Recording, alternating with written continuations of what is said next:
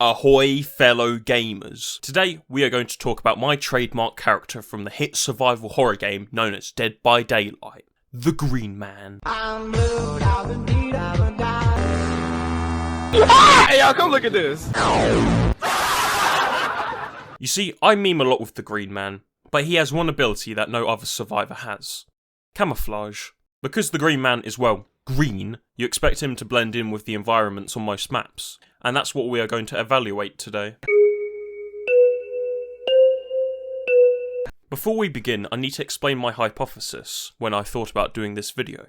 Each map has a different coloured tone to it, varying from bronze orange to steel blue. This is what we in the film industry call colour grading. Now, horror films focus within cold temperatures with a few exceptions within hot. Green is right next to blue on the colour wheel, so I expected that realms like the Macmillan Estate and Autohaven Wreckers were going to complement the green clothing, but we shall see. I will also be ranking the maps between 1 and 10 regarding how much I can camouflage within the environment, escaping the killer's presence. First up, we have the Macmillan Estate. This realm has a cold colour grade to it, and I found that I blended in well with some of the environment.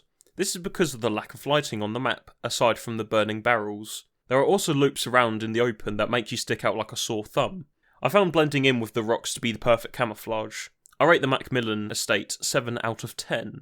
Coldwind Farm is our next realm, and as expected, the Green Man isn't that good at hiding on this map. He blends in well with the corn like most survivors do, and he's barely visible from 16 metres.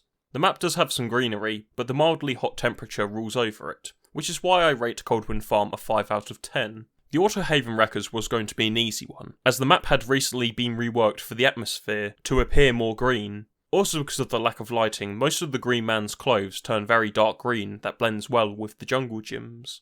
He blends in a lot better with the rocks than the Macmillan Estate, so Autohaven gets a strong 9 out of 10. The Croesus Pen Asylum has a very depressing feeling to the maps with a Stone Age colour grade. The jungle gyms do compensate for the lacklustre in colour, but other than that, there's not a lot to this map for the Green Man. 5 out of 10.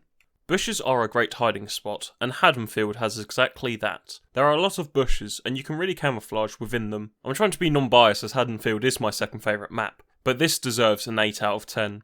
The Red Forest was one of the maps that I had predicted to compensate the Green Man's green clothing, and my prediction was correct. Like Haddonfield, this map has a lot of solid green bushes that blends in with the Green Man. This map also has a dark tone to it, and I love the colour. 8 out of 10. You would expect a map like Larry's Memorial Institute to have a low ranking as it's an indoors map, but there is some wildlife growing out of the floor around the edges of the map that the Green Man can blend into. Aside from that, his clothes do stand out while running around, especially in the reading room. I give this a 6 out of 10. There is a lot of grass and Blackwater Swamp. The map is also foggy, so compensating sneaking around in the grass. Blackwater Swamp gets an 8 out of 10 for camouflage, and 1 out of 10 for being a good map. Springwood is what inspired me to make this video, because the combination of being a dark map and the shrubbery around really complements the green clothing. Definitely a 9 out of 10. The game has dark corners in rooms, and a room dedicated to the Green Man. 7 out of 10. The Akahoma Estate has these tall bushes that make the Green Man translucent. These are incredibly useful for escaping chasers and avoiding the killer. The jungle gyms have been stained with moss. 10 out of 10. Ormond Estate 5 out of 10, Hawkins 6. Dead Dog Saloon. Finally a good map to talk about. Like most of the realms described, this map has small bushes which most survivors can blend in with. The map is foggy, so I'd recommend sticking around the sides of the map. 7 out of 10. And finally, Midwich. Shares the exact same experience with Dead Dog Saloon and Red Forest regarding the shrubbery. But that's for the outside part of the map. There's not a lot to blend in around inside of the map. 6 out of 10. So now you beg the question of, is the Green Man pay to win?